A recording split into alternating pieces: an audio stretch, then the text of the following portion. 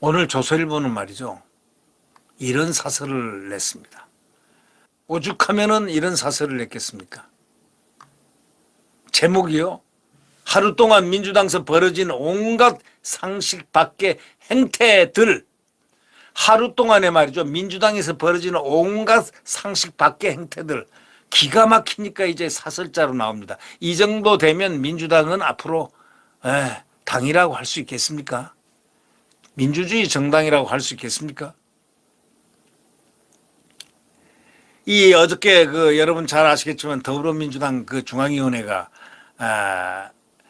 권리당원 전원 투표가 전당대 의결보다 우선한다는 내용의 당헌 개정안, 다시 말하자면 권리당원은 이 개딸들이 다 형성하고 있지 않습니까? 그래서 이재명 맘대로 방탄을 하기 위해서 권리당원 전원 투표가 전당대회보다 우선한다. 그걸 갖다가 내놨는데 아주 중앙위원회가 그걸 싹 부결시켜 버렸어요. 그러니까 이재명 의원은 뭐라고 그러냐면 당원 투표는 많이 할수록 좋다 이러면서 개정에는 찬성하는 척 했지만 이재명 사당화 있지 않습니까? 개인 정당화하는 이런 사당화 논란이 지금 엄청 커지고 있고 친문계가 반발하면서 제동이 걸렸습니다. 지금 친문계하고 이 개딸계하고, 개딸이 누구냐면은 이재명 이재명계하고 붙었습니다. 애초에 무리한 시도죠. 이안이 통과되면 이른바 개딸로 불리는 친이재명계 권리당원들이 수십 년간 당을 지켜온 대의원이라든가 당원들을 다 제치고 당의 중대사를 좌우하는 구조가 됩니다. 이게 바로 나치스가 이렇게 해서 당권을 잡고 이 나치스가 집권을 하게 된 겁니다.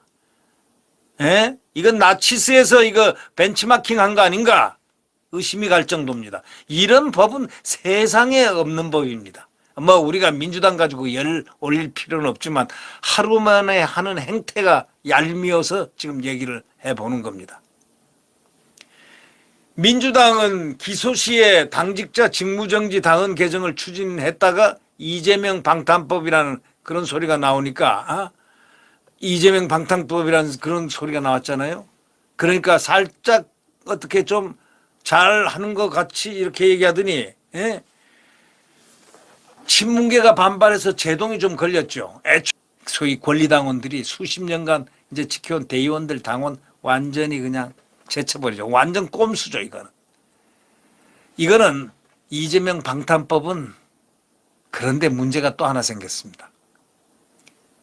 또 꼼수를 썼습니다. 재상정한다 하고 또 했습니다. 야, 이거는 뭐 우리가 관여할 바는 아니지만, 야, 저 민주당은 말이죠. 이제 두 개로 쪼개지는 걸 뭐 불문가지입니다. 아주 틀림없이 쪼개질 수밖에 없는 겁니다. 민주당은 지난 5년간 정도와 상식을 벗어난 국정 운영을 했다라는 것을 조선일보 사설자는 딱 지적하고 있습니다. 정도를 벗어나고 상식을 벗어난 국정 운영을 해서 국민의 심판을 받아서 정권 교체가 돼서 윤석열 대통령이 됐지 않느냐 이런 얘기예요. 그러나 정권을 잃고도 이건 민주당은 달라진 게 하나도 없다는 겁니다. 친명계 의원 23명은 이날 기자회견을 열었습니다. 여야 중진협의회 설치에 반대한다는 성명을 발표했습니다. 여야 중진협의회는 같은 당 출신 김진표 국회의장이 19일 윤석열 대통령과 만찬회동에서 제안한 겁니다. 자기네 편이 제안한 겁니다. 국회의장. 근데 여야 협치를 제도하자는 취지로 윤 대통령도 찬성을 했는데 민주당 의원들은 여야 협치 필요 없다 이겁니다. 이 역시 이재명 의원에게 걸림돌이 될까 봐 겁이 나서 미리 이렇게 이런다고 한다는 겁니다. 이런 자들의 정치를 갖다가 평론하려니까 울분이 앞서가지고 이건 무슨 뭐 사회적인가 기본적인 어떤 기본 게임은 해야 되는데 민주주의의 기본을 해야 되는데 이거는 민주주의 이건 나치스 방법입니다. 이게 나치스들이 그래가지고 개딸들 같이 이렇게 해가지고 이런 식으로 해가지고 집권을 했습니다. 독일이 그래서 그 흑역사 나치스 시대가 온 거고 세계 제2차 대전이 생긴 겁니다. 국회 그 기재위 소속 민주당 의원들이 이날 정부의 1주택 종부세 완화안을 갖다가 정부가 지금 제안해서 종부세를 완화해야 되겠다 하는 그 안을 부자 감세안이라면서 또 반대를 선언했습니다. 그러니까 정부가 1주택 종부세 그 완화안을 갖다가 지금 이 살림하기도 어렵고 민생이 어려우니까 종부세를 좀 줄이자. 1주택 종부세 완화를 시키자. 이걸 갖다가 못하게 제동을 겁니다. 왜? 자기들이 이걸 만들어 놨으니까 부자 감세안이다 하면서 반대를 선언했습니다. 그러니까 지난 대선 때는 이재명이가 뭐라고 그러냐면 국민 상식으로 납득할 수 있는 합리적 개선이 필요하다.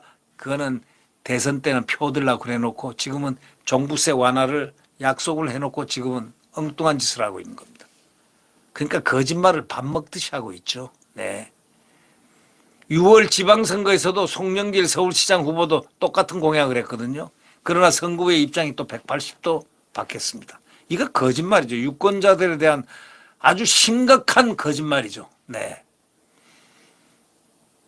유권자들이 그러니까 다음에 국회의원 때 이런 자들을 갖다 거짓말한 자들을 골라서 절대 뽑지를 말아야 됩니다. 엉뚱한 법을 만들어 가지고 엉뚱한 짓을 하거나 하는 그 무식한 그런 끼가 있는 사람들은 딱 골라서 그냥 이 유권자들이 심판을 해줘야 되는 겁니다.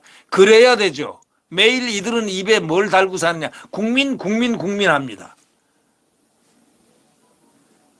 이날 처음에 그 당내 강경파들은 다른 일에 몰두했습니다.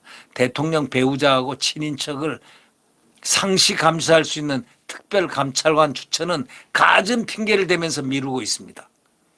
오히려 대통령이 그래 배우자하고 친인척 나를 감시할 수 있는 특별감찰관 추천해라 해도 못해요. 미룹니다.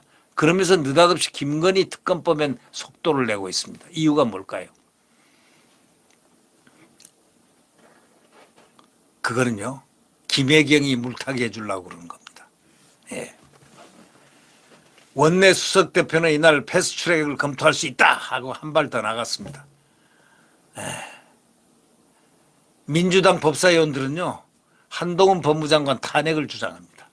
법무부를 세종시로 옮기자고 합니다. 한동훈 유배법이라는 이상한 법을 만들어냈습니다.